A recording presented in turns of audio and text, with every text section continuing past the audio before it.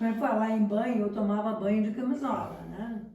Então, para que nós não tivéssemos o cuidado, contato com o corpo, então tinha que tomar banho de camisola, com esponjinha por baixo, coisa assim. Tanto é que isso aí é a maior facilidade. Se eu vou numa feira, qualquer coisa, para trocar de roupa, experimentar, eu boto uma saia. A senhora aqui, pode ir até no Big Brother, né, dona Miriam? eu me troco com uma facilidade tremenda em qualquer lugar. Então tá já. E passando essa fase do centro escolástico, a senhora foi fazer em qual escola que a senhora foi? Depois, eu voltei para Sorocaba, daí fiz o ginásio, né? Me formei no ginásio, e nesse ínterim, daí veio o baile de debutante, que era os meus 15 anos. Olha. Eu saí, foi o seu pai? exatamente um dos motivos que eu saí, é porque o internato não permitiria que eu participasse do baile de debutante. Que coisa. Era uma coisa Porque meio era proibida, mundana. Porque era tido como uma festa mundana. Não sei se a senhora assistiu, né, mas na época do Elvis Presley também, aquelas danças que ele fazia, parece que eram danças mundanas, né? Mas daí isso aí já estava... As mães não queriam que as filhas assistissem. Deve ser nesse mesmo... A preocupação era essa, mas eu tive, por exemplo, o meu pai me proibiu, porque eu queria exatamente ser bailarina. Foi quando veio o primeiro professor de balé para Sorocaba.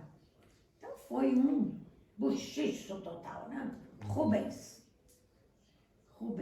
E foi na esquina da Doutor Braguinha com a Rio Branco. No primeiro andar, lá em cima, e a minha casa... Ao lado da catedral ali? Não, esquina do Doutor Braguinha, com a Rua Rio Branco. Lá embaixo. Na frente dos Três Irmãos, ali. E a minha casa eram 4, 5 casas acima da Doutor Braguinha. Música, tudo eu ouvia e meu pai não deixava. Minhas primas foram, que era Ivan e Sônia Rodrigues, foram para as aulas e, por que não, eu ia lá acompanhá-las, ficava quietinha assistindo as aulas. Com 15 anos, hein? Tendo aula e depois desfrutava disso. Isso que ano era, dona Miriam, a senhora se recorda? Isso daí... nós devíamos ter 10, 12 anos. Então eu fazia isso no período das minhas férias do internato. Entendi, Né? entendi. Você sabe, As olha que absurdo, loucas, para você ter noção do que era a censura naquela época. A mamãe, como tinha horas de lazer, então podia levar discos para a gente ouvir. E a mamãe me deu Menino de Jaçanã. As irmãs devolveram esse disco, porque disse que não poderia ser ouvido. Mas qual que era o tema das músicas? Era suave.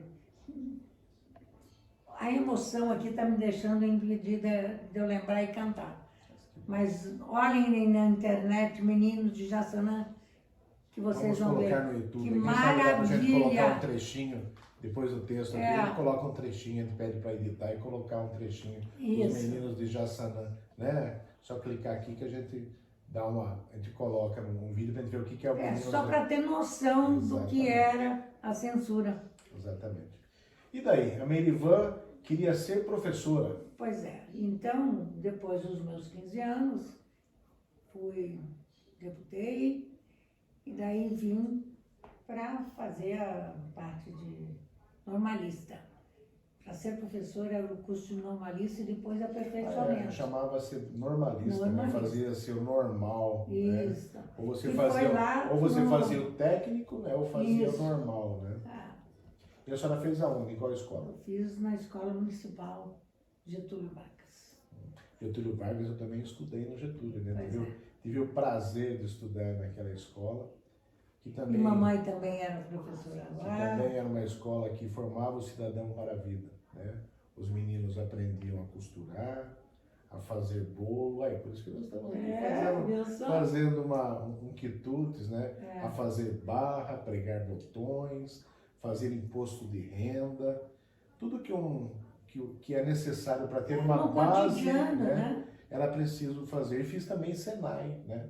Que eu acho que todo cidadão hoje precisaria fazer no Senai para ter os traquejos da vida, né? Mas o mundo vai se modificando, né, dona Merivan? Hoje...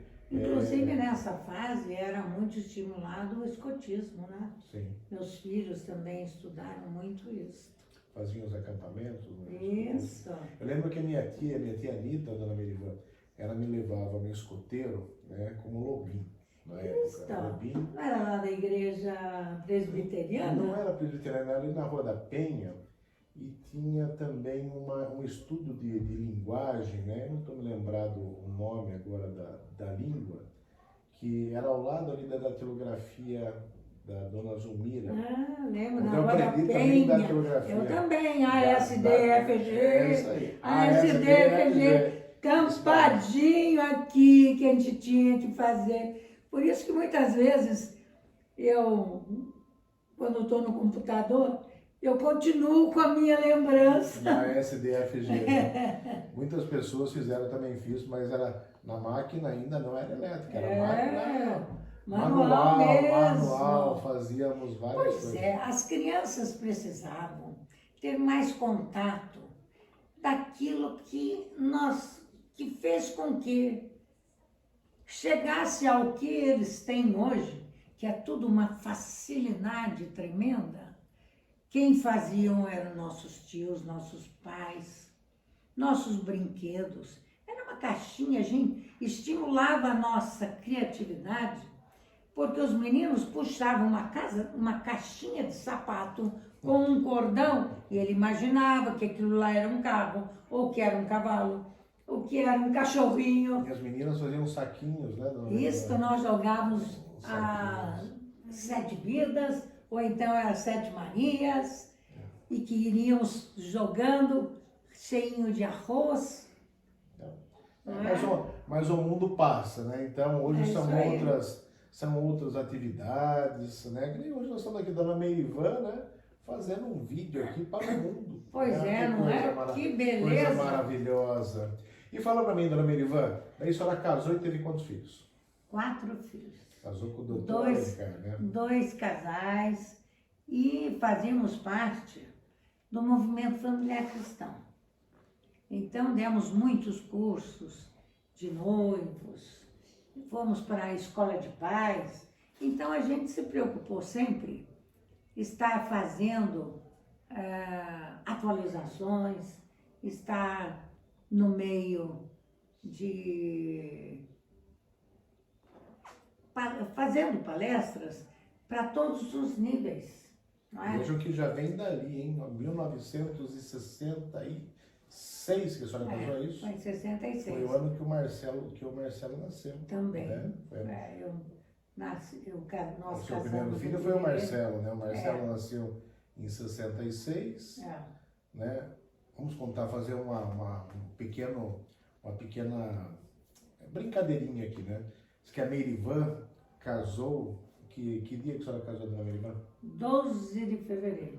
12 de fevereiro de 1966. Em 27/11/66, 9 meses depois, nasceu Marcelo. Então quer dizer que a dona Merivan casou com o doutor Alencar. Certo? Isso aí.